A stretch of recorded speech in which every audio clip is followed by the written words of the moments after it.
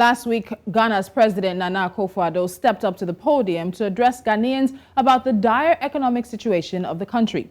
He said he planned to reduce imports and increase exports by improving the country's manufacturing sector. He told the people that the potential incoming $3 billion loan from the International Monetary Fund would ease the economic strain that the country's depreciating currency and skyrocketing inflation have put on Ghanaians. However, those promises do not seem to have done much to pacify the people. This weekend, thousands of Ghanaians hit the street to protest the high cost of living and more. And as they marched, they demanded the resignation of the country's president and called for a cancellation of the country's impending IMF loan. With public resentment growing and the country's economy struggling, the president and his team are under pressure to deliver results now. Joining me from Accra, Ghana is Joe Jackson. He's the Director of Business Operations at Dalex Finance. Joe, welcome to Business Edge. Thank you so much for joining me. Thank you too, and a shout out to all your listeners and viewers.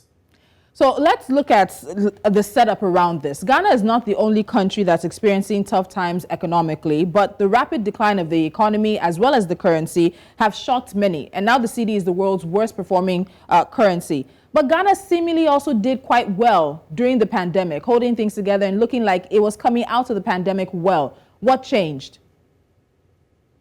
Actually, if you've been looking at Ghana for the last few years, you will know that we were on a dangerous trajectory.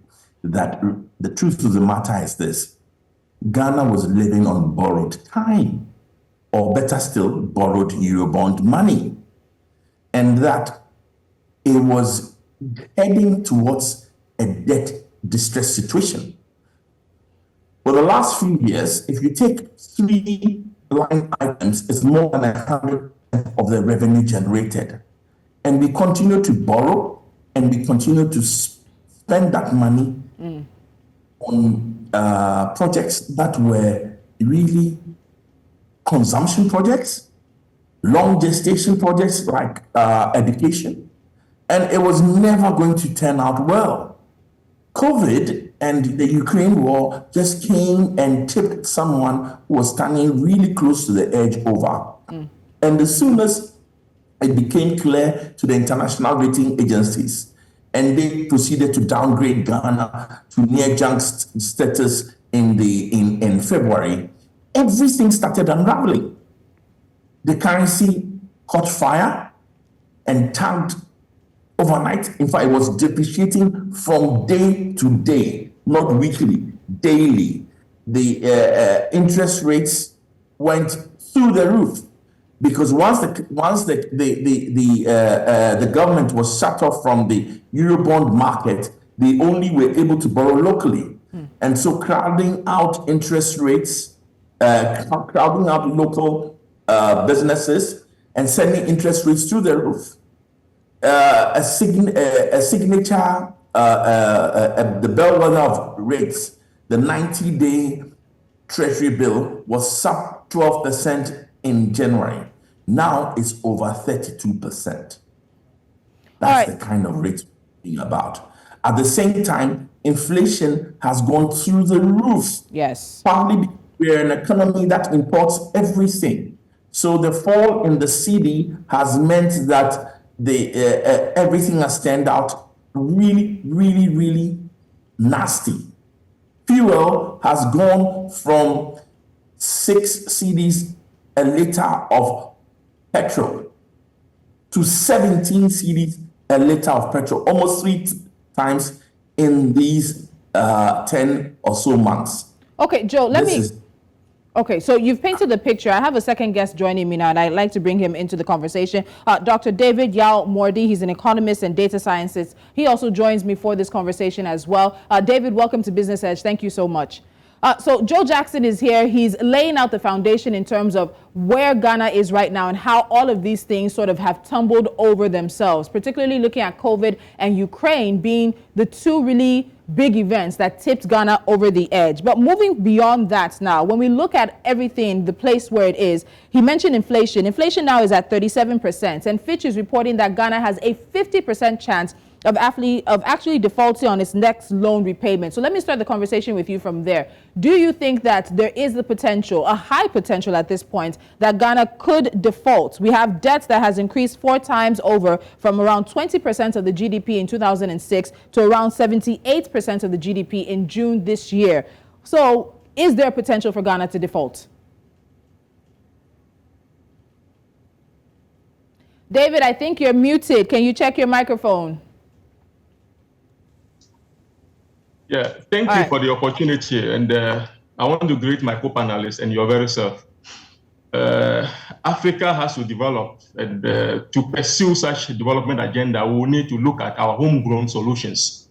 The solutions are right here with us. All we need is to understand the fundamentals. Every year, the government of Ghana is in the business of financing the short term, the budget in the short term. They are not looking at long-term solutions to our problems.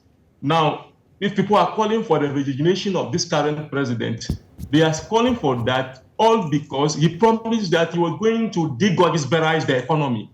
He was going to move the economy from the Gogisberg regime to a non-Gogisberg regime where we will produce whatever we needed in this country. At least those that are leading in our import bill. Now, defaulting, how does debt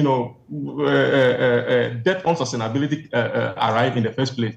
We have put our place in a situation whereby a lot of revenue has come in, but we have expended so much that we have spent so much on consumption expenditure such that there is nothing there to even service the debt that we have collected, and that has led to our removal from the capital market, and now we have to be borrowing domestically, crowding out resources, just like Mr. The co-panelists have said.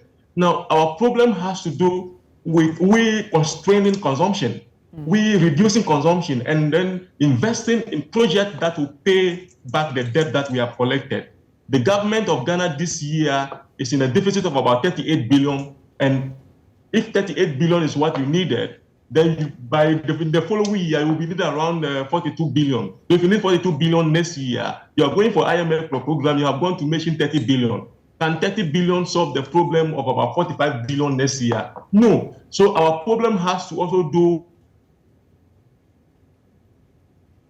David. With incompetent, none under. So we have defaulted. Why for the defaulting? We have been we are in the range of delinquenting. We have delinquented on our loan. We have defaulted, and we will continue to default. Our president has a role to play, and the role is that he must discipline himself. We don't need the IMF to discipline us. The president must discipline himself. Okay, so Joe, I want to take you up on that. He's saying that truthfully, you've defaulted, you're already delinquent in these loan repayments, but the protesters were demanding that the president resign and that the country not take the IMF loan, and I think David is on that side. But Joe, what do you think? Is there another option on the table for Ghana? We've seen a number of countries approach the IMF this year because of the situation coming out of COVID, seeing some slow recovery, but Russia-Ukraine has just made many import-dependent African economies absolutely stumble this year. Rising cost of living, we've seen inflation numbers triple, fuel has gone up. So does Ghana have any other option than the IMF? Joe?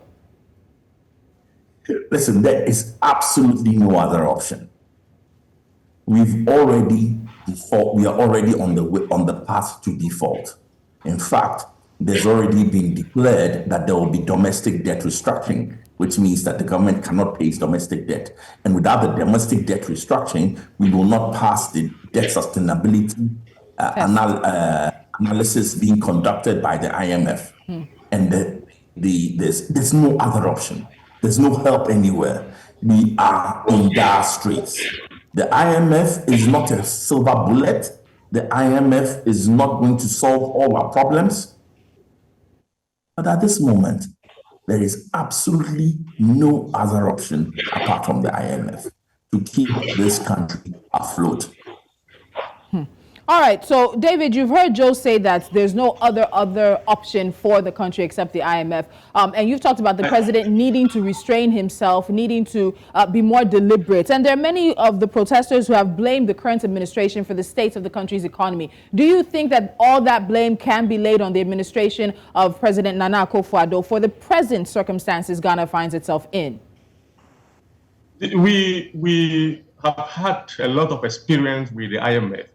In the 80s, we restructured the economy of Ghana. We went for the structural adjustment program. We went for the economic recovery program. And you know what the IMF and the World Bank do is that they expose your economy to excessive borrowing by giving you a clean balance sheet, by giving you policy credibility. After doing that, they invite the international capital market players to come and be chasing you with a lot of loans. And by 2000, Ghana was in debt crisis. And by 2004, we have to go to the HIPEC for our debt to be cancelled. Now, 2014, 2015, 2016, we're at the IMF again. And as we speak now, we're in debt crisis. So IMF can never solve the problem. The problem has to do with the issue of conscientism.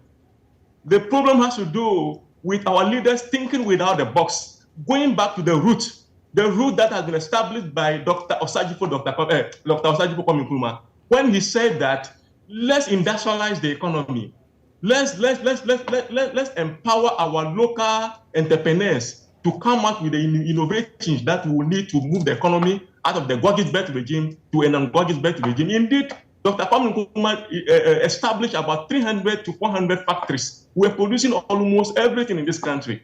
Today, we have had a government that came and said that they were ready to accomplish that agenda, the industrialization agenda. And Ghanaians voted for them in 2016. And look, they received 555 billion Ghana cedis in terms of grants, in terms of tax revenue, in terms of borrowing. 555 billion Ghana cedis. Where is that money?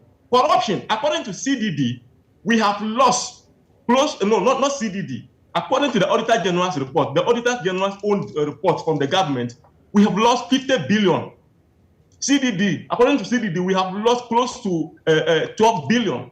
So corruption and law is taking a chunk of our revenue. We have the money. The money is in the economy circulating in the wrong hand.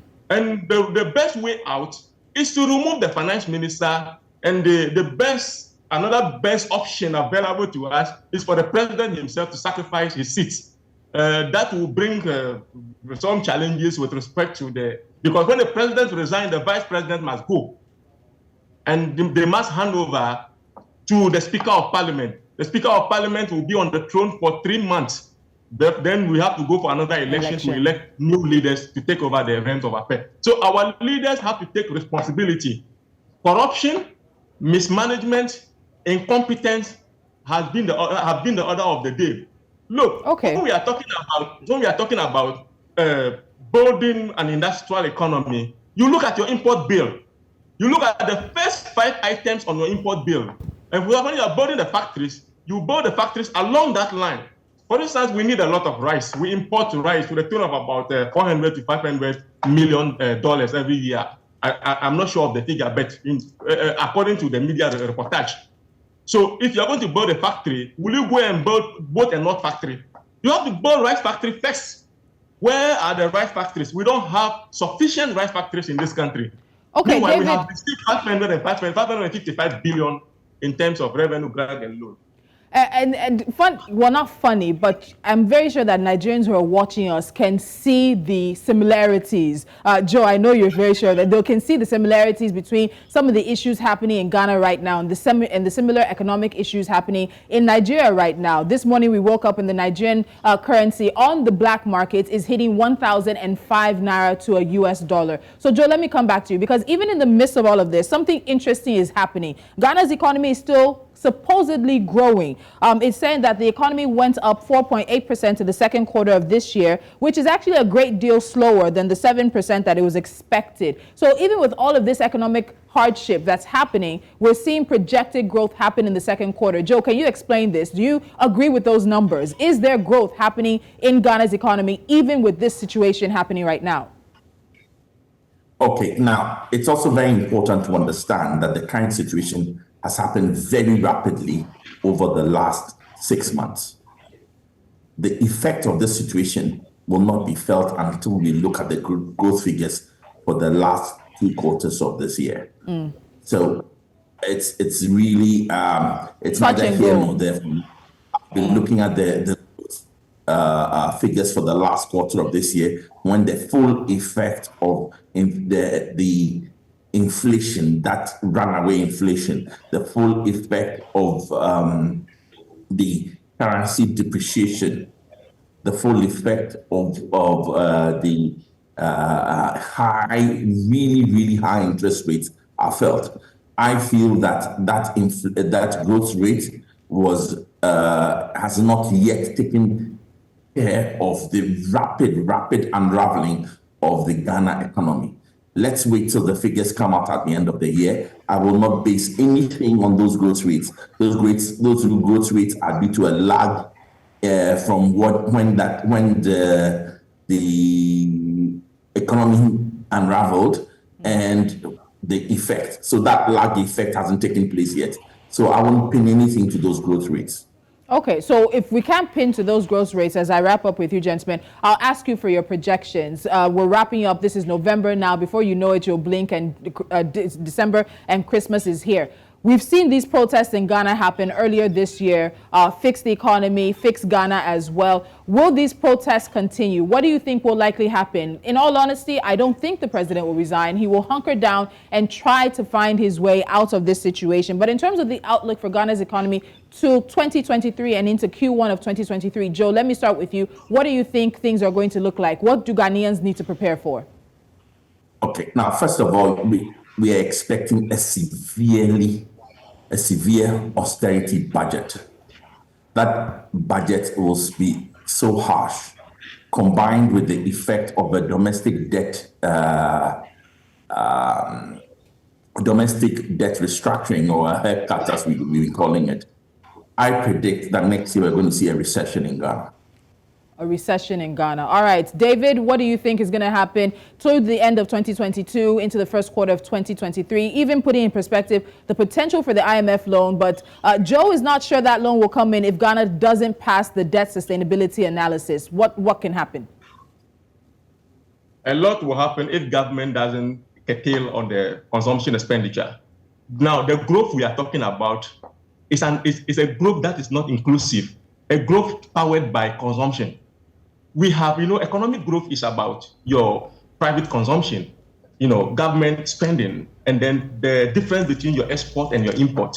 So if the gap in terms of government spending with respect to your projected revenue, if the gap is huge, you have to go and borrow and come and spend. And when you're coming to spend, you have to spend in bankable projects that will pay for the debt, projects that will increase the GDP growth so high. But if you invest them in consumption expenditure, the growth that will turn out, the growth will be exclusive. The growth will not be, the quality of the growth will be nothing to write home about. So as we speak, that 4% we are talking about in Ghana, that Ghana is growing at more than 4%, the growth is not a growth that we can speak good of. It's a growth that does not generate the right employment. We have moved our unemployment rate from single digit to double digit. Inflation getting to 40%. The exchange rate has depreciated by more than 45% to 50%. So the growth is not a quality growth. It's not a growth that we can, champion today. We need a growth that is driven by quality service, oil and gas, because oil and gas cannot do what is expected of us. All right, we'll leave the conversation at that. We're closely following the protests and, of course, the discussions in Ghana today. We'll also be having conversations about it later on in our shows. Gentlemen, let me say a very big thank you to you, Joe Jackson, as well as Dr. David Yao Mordi. We'll be following. I'm very sure we'll be talking again very soon. Thank you.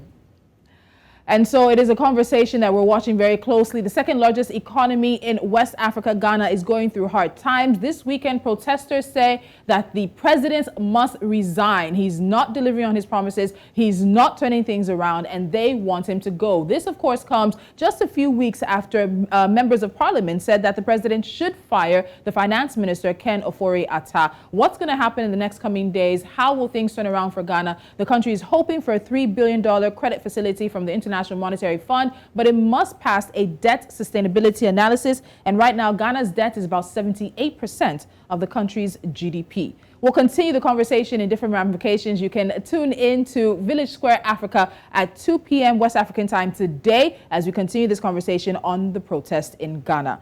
You're watching Business Edge. When we come back, it is, of course, NC4 to watch.